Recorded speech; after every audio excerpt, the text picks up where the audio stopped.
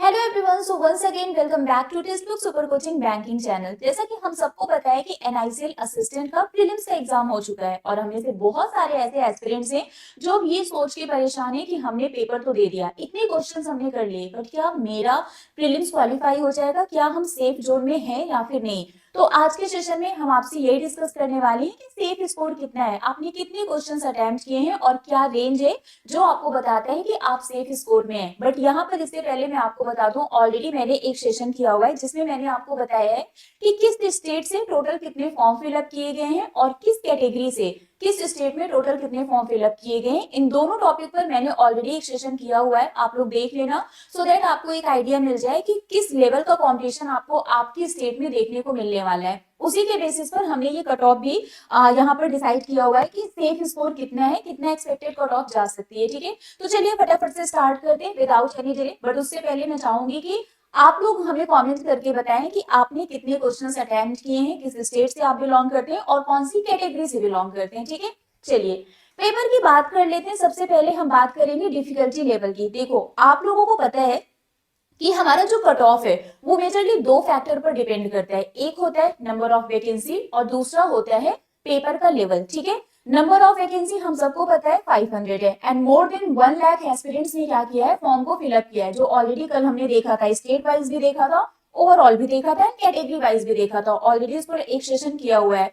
तो that means competition तो बहुत ज्यादा है। ठीक है, अब डिफिकल्टी लेवल की भी बात कर लेते हैं। डिफिकल्टी लेवल की अगर हम बात करें, दो शिफ्ट में एग्जाम था, शिफ्ट 1 है, शिफ्ट 2 है। ठीक है, रीजनिंग की अगर हम बात करें तो दोनों शिफ्ट में हमें इजी टू मॉडरेट लेवल देखने को मिला था, मतलब कुछ क्वेश्चंस डुएबल थे, कुछ इजी थे और कुछ बच्चों को थोड़ा टफ लग रहे थे, इसलिए मैंने इसको इजी टू मॉडरेट कैटेगरी में रखा हुआ है। ओके, इंग्लिश की अगर हम बात करें तो फर्स्ट शिफ्ट में काइंड ऑफ इजी था, लेकिन सेकंड शिफ्ट में कुछ क्वेश्चंस ऐसे थे जो नहीं हो पा रहे थे, डुएबल क्वेश्चन थे, तो मैंने उसको इजी टू मॉडरेट कैटेगरी में रख दिया है। और अगर हम बात करें क्वांटिटेटिव एप्टीट्यूड की तो फर्स्ट शिफ्ट में मॉडरेट था, बच्चे बोल रहे थे कि टफ था, सेकंड शिफ्ट में भी ये आपका इजी टू मॉडरेट था।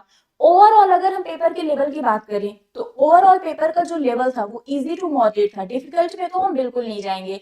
अगर आपने अच्छे से प्रिपरेशन की है तो पेपर आपको इजी लगा होगा, थोड़ा सा आपने प्रिपरेशन बहुत अच्छे से नहीं की है या मे बी कोई टॉपिक आपका वीक हो, कोई सब्जेक्ट आपका वीक हो, तो वो थोड़ा सा मॉडरेट लगा होगा। तो पेपर का जो लेवल है वो इजी टू मॉडरेट है। ठीक है, पेपर का ओवरऑल लेवल डिफिकल्ट नहीं था, इजी टू मॉडरेट कैटेगरी सही है। ठीक है, अब ये जो आप अटेम्प्ट देख रहे हैं ये एवरेज अटेम्प्ट है, एवरेज है। बहुत से बच्चों ने इससे ज्यादा भी किया है, बहुत से बच्चों ने 90 प्लस भी किया है, बहुत से बच्चों ने 84 से कम भी किया है। ठीक है, तो ये मत सोचना कि इतना ही अटेम्प्ट है, ये एक एवरेज अटेम्प्ट है। पोल के थ्रू जो हम लोगों ने कंडक्ट कराया था उसमें हमें जो दोनों शिफ्ट का मिला के एक एवरेज अटेम्प्ट देखने को मिला है वो यही है।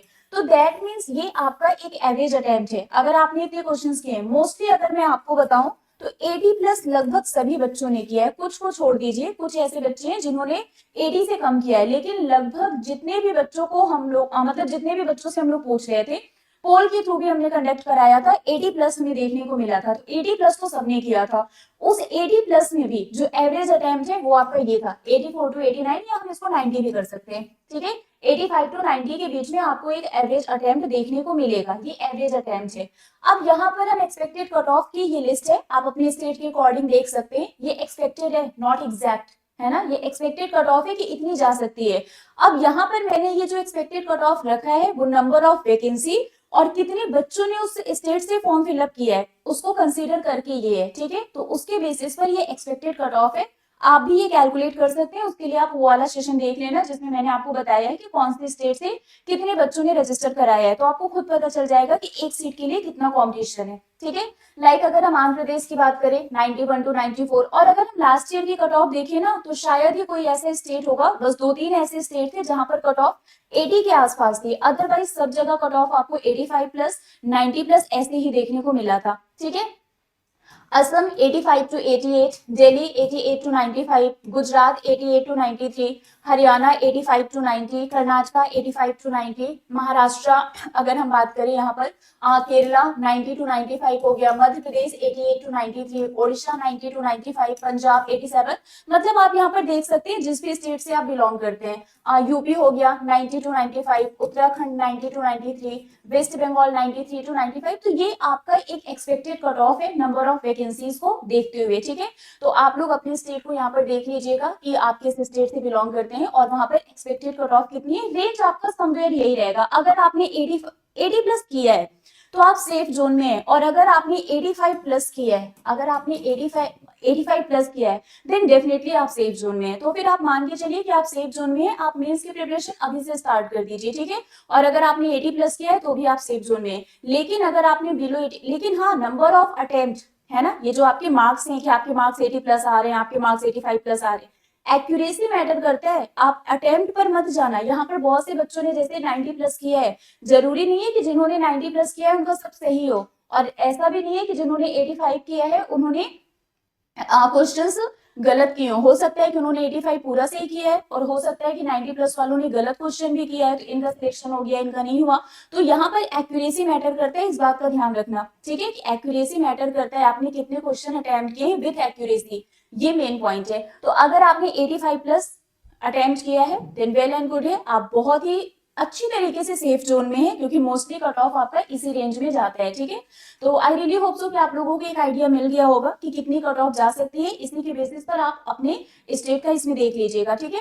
बाकी ये मेरा टेलीग्राम ग्रुप है प्रिया मैम टेक्स्ट बुक, इसको आप लोग ज्वाइन कर लीजिए। मेरी जितनी भी क्लासेस होती हैं उन सभी क्लासेस की पीडीएफ, क्लास की लिंक, सारे अपडेट, नोटिफिकेशन सब कुछ यहाँ पर मिल जाएंगे। बाकी इसके अलावा आप लोगों के लिए एक इंपॉर्टेंट अपडेट है, टेक्स्ट बुक आप लोगों के लिए सुपर पैक लेकर आया है, जिसमें आप लोगों को लाइफ टाइम वैलिडिटी के साथ ये पैक मिलेगा। अगर इस टाइम आप सुपर पैक परचेज करते हैं तो लाइफ टाइम वैलिडिटी आपको मिलेगा, मतलब आप जब तक एग्जाम की प्रिपरेशन कर रहे हैं आप आराम से प्रिपरेशन कर सकते हैं।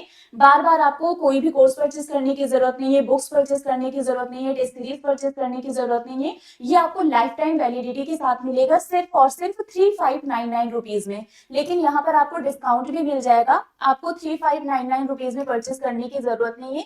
सिंपली आप यूज करिए मेरा कूपन कोड है प्रियाची, PRIYAT। आप इस कोड को यूज करेंगे तो आपको यहाँ पर